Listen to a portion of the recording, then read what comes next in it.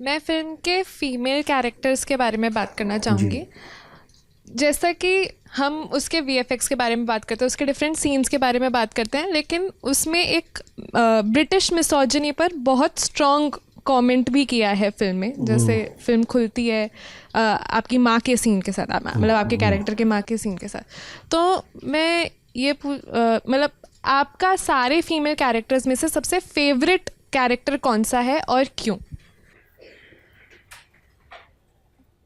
मुझे मेरी वाइफ का कैरेक्टर बहुत अच्छा लगता है। उनका एक डायलॉग है फिल्म में कि पूछती है चॉकलेट दिखाता है बच्चा, क्यों कहती है बाबा को भी पसंद है। वो कहती नहीं बाबा को पसंद नहीं है या ऐसा कुछ। तो कहती तो फिर करने का मतलब क्या है, फिर क्यों लाया? तो वो जो बात है ना कि यार वो जो मैं भी आपको कह रहा था कि वो पैसा एक एक्स नंबर है, x number, x number, x number है, उसका कोई यूज़ नहीं है। अगर आप थोड़ा सा भी एक कदम पीछे हट के देखोगे, जो बड़े बड़े बैंक अकाउंट्स हैं जिनमें इतने पैसे हैं, उनका क्या यूज़ है? कोई यूज़ नहीं है। बस आदमी करे जा रहा है, एक होड़ है।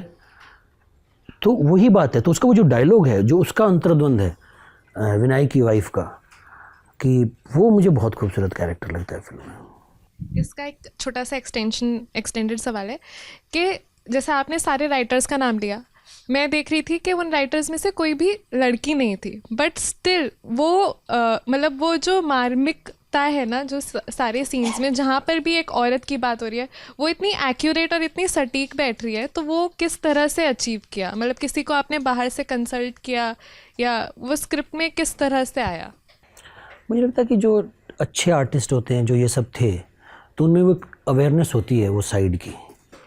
मतलब तो ऐसा नहीं कि कोई बाहर से आके किसी ने कहा कि यार ये सीन में ऐसी साइकोलॉजी आएगी। आई गेस उन्होंने खुद ने ही फिगर आउट की थी ये सब चीज़ें। सो हम इसमें मसला है मेल गेज, एक शब्द चलता है जी जी कि आपका कैमरा कैसे जा रहा है। जी। एक लड़की जा रही है, आप एक लॉन्ग शॉट दिखा रहे हो, लड़की जा रही है, आप उसके हिप्स पे क्लोजअप लगा रहे हो, कहाँ क्लोजअप लगा रहे हो, दिखाना क्या चाह रहे हो। जी। I was talking about one scene yesterday and my wife Gunjan, she immediately said कि ये बहुत मेल गेज वाली चीज़ है कि वो ऐसे गई, फिर उसने ये किया वो किया। और ये ज़रूरी नहीं है कि मेल गेज दिखाने के लिए आप मेल हो या फीमेल हो। आप स्त्री होकर भी बहुत जी, बायस जी, हो सकते हैं, जी, जेंडर जी। सेंसिबिलिटी आपकी अच्छी नहीं हो सकती है, जी जी पुरुष होकर भी आपकी अच्छी जी। हो सकती है।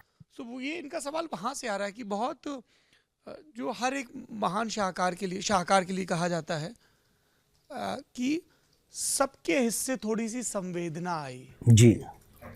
तो वो स्त्री किरदारों में वो चीज़ दिखती है। हाँ, बस वो मैं ये कह रहा हूँ ना कि वो हमारे वाले जो पुरुष थे उनमें वो सेंसिटिविटी थी। जो भी हमारे डायरेक्टर थे उनमें एक वो था कि यार ये कैसे होना चाहिए। तो मतलब ऐसा नहीं था कि वो सेंसिटिव नहीं है, और वो उस बात को समझ रहे हैं, उस डिज़ाइन को भी समझ रहे हैं। इस चीज़ों पे भी बहुत कॉन्वर्जेशन हुई थी कि फिल्म फेमिनिस्ट नहीं है बिल्कुल भी, बहुत ही मर्दों की फिल्म है।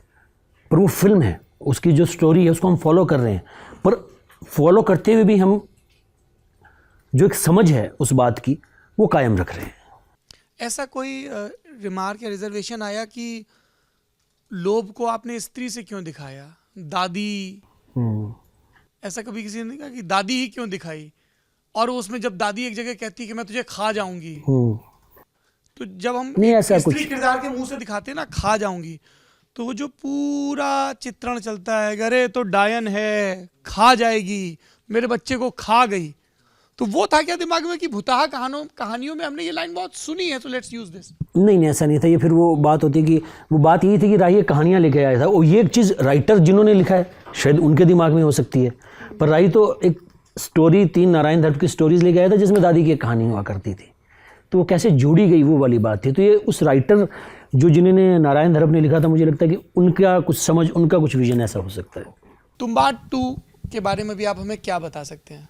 तुम्बाड 2 मैं इतना बता सकता हूँ कि सीक्वल है इसका, और 6 साल लगे हमें आइडिया क्रैक करने में। फाइनली एक आइडिया क्रैक हुआ है। और जैसे ये कहानी थी गोल्ड कॉइन की ग्रीड की, वो कहानी है इमॉर्टैलिटी की, कि कैसे मैं बीमार नहीं हूँ, इमॉर्टल कैसे हो सकता हूँ, उसकी ग्रीड, उसकी स्टोरी है। और सीक्वल है फिल्म पांडुरंग की स्टोरी। अर्थ हो गया है, अब मोक्ष पे जा रहे हैं जी। आगे कभी धर्म और काम भी आए शायद। बिल्कुल बिल्कुल, तीसरा पार्ट प्रीक्वल होगा, तो इट्स अ ट्रिलॉजी। और ये शुरू से हमारे दिमाग में था कि इसको ट्रिलॉजी होना चाहिए। जब हम इस फिल्म को देखते हैं तो मुझे पर्सनली दूरदर्शन की याद आती है, मालगुडी डेज से याद आता है, शक्तिमान की सीख याद आती है, और ये फिल्म भी लास्ट में ऐसे ही कुछ लर्निंग देती है। तो आपने ये बनाया कैसे इस सोल को कि ये लर्निंग दे रही है लास्ट में, जो आप बार बार एंडिंग की बात कर रहे हैं।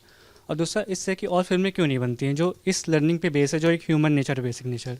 वो इसलिए नहीं बनती है कि सोमशाह जैसा प्रोड्यूसर नहीं होता इन फिल्मों को बैक करने के लिए। That's the only reason. बहुत समय पहले यहाँ पे विनोद चोपड़ा से हमने बात की थी, तो उन्होंने एक अपने जब वो काम कर रहे थे तो उन्होंने कहा था कि जब मैं अच्छा काम कर रहा था तो लोग तारीफ़ कर रहे थे, पर उससे मुझे और काम नहीं मिल रहा था। तो इसके बहुत खिलाफ था कि नहीं, आप तारीफ़ मत करिए। मतलब अल्टीमेटली वो ये कहना चाह रहे थे कि तारीफ़ से पेट नहीं भरता। जब आपने तुम बात बनाई, रिलीज़ हुई, और उस समय उतना रिस्पॉन्स नहीं मिला, बाद में अब मिल रहा है, तो फिर जब ये बीच का समय था तो आपको भी ये लग रहा था कि आप भी कभी खुन्नस में हुए कि नहीं, अब मतलब मैंने फिल्म अच्छी बनाई है पर उसमें उतना लोगों तक नहीं पहुँच रही है, या कि फिर इतनी जो हम सोच रहे थे वो नहीं इतना रिस्पॉन्स मिला? मुझे खुन्नस नहीं होती, मुझे अच्छा ही लगता है। मुझे लगता है कि अच्छा, लोगों को समझ में नहीं आ रही तो अपन 2 कदम आगे हैं कहीं। और ये बात आपकी बिल्कुल सही है कि मैंने जैसे कि अभी एक फ़िल्म बनाई है क्रेज़ी करके, और बड़ी अतरंगी फिल्म है। वो फिल्म अभी हो जाएगी 2-3 महीने में रिलीज़। मैं वो फिल्म लेके इतने प्रोडक्शन हाउस, इतने स्टूडियोज़ के पास गया, जबकि मैंने तुम्बाड़ बनाई हुई है, पर किसी ने हाँ नहीं की। फिर मर खप के मुझे वो फिल्म खुद ही बनानी पड़ी। तो वो होता है, पर मुझे लगता है कि उसका कुछ इलाज नहीं है, और शायद अच्छा ही है कि लोगों को समझ में नहीं आ रहा तो कुछ आप अलग कर रहे हो, तो आपकी कुछ यूनिकनेस है। जो उसमें ऑर्गेनिक चीज़ें हैं, जो बारिश का इंतज़ार करने की बातें हैं, या फिर जो ताले की बात आपने कही थी, वह किवाड़ कह गया था गलती से। नहीं, किवाड़ी होता है भाई साहब। मैं तो बहुत खुश हो गया था। हमारे यहाँ किवाड़ी कहते हैं कि भूख लगा तो किवाड़ भी पापड़ जैसा लगा है जी, तो हमारे तो किवाड़ी कहते हैं साहब। तो हम सोशल मीडिया में भी काम करते हैं, तो हमें पता है कि ऑर्गेनिक और इनऑर्गेनिक क्या होता है। तो वो जिद कितनी थी कि हम सब चीज़ ऑर्गेनिक करेंगे, और उसका क्या फ़र्क पड़ा? उससे पहले आपने जो बताया था एक रोटी और दूसरी रोटी चलती रहती है, वो बढ़िया सिद्धांत बताया था आपने, अगेन इकोनॉमी का law of diminishing marginal utility, तो वो उसके लिए भी शुक्रिया जी। मतलब बहुत ही क्लीशे लाइन है जो मैं बोलने वाला हूँ, मतलब बहुत ज़्यादा क्लीशे, और ऐसा लगेगा कि क्या घिसी पिटी लाइन है, पर मैं ये आपको एकदम एग्जांपल बता रहा हूँ कि वो बात ये कि सच परेशान हो सकता है पराजित नहीं। तो 6 साल बाद तुम्बाड़ रिलीज़ हो ही रही है, हम नहीं कर पाए, हमको ऑर्गेनिक मार्केटिंग की, हमने सब कुछ किया, पर वो पहुंच गई ना लोगों तक। आप बात कर रहे हैं ना, आप बुलाकर इतना इंटरेस्ट से सवाल पूछ ही रहे हैं ना। हाँ, मतलब अगर आप ढंग से मार्केट कर लेते, आप चीज़ें मार्केट के हिसाब से कर लेते, तो वो 6 महीने में पहुंच जाती, तो दैट्स फाइन, 6 सालों में पहुंच जाएगी, चलेगा। एक फिल्म आई थी अभी ब्रह्मयुगम, जब उसका टीजर आया तो लोगों ने कहा कि ये बहुत तुम्बाड़ वाइब दे रही है, जी। और उसके बाद मेकर्स ने भी कहा था कि वो फिल्म बहुत अलग है और ऐसा कुछ है जो आपने पर्दे पे अभी नहीं देखा हुआ जी। आपने उसका टीजर देखा, फिल्म देखी, आपको कैसा लगा? नहीं, मैंने कुछ नहीं देखा, मैंने सुना है ब्रह्मयुगम के बारे में, ना मैंने टीजर देखा ना मैंने ट्रेलर देखा। पर वो तो जब एक जॉनरा कुछ बनता है, मुझे लगता है कि तुम्बाड़ पायनियर रहा है उस जॉनरा को सेट करने में इंडिया में, फोकलोर प्लस सुपरनैचुरल।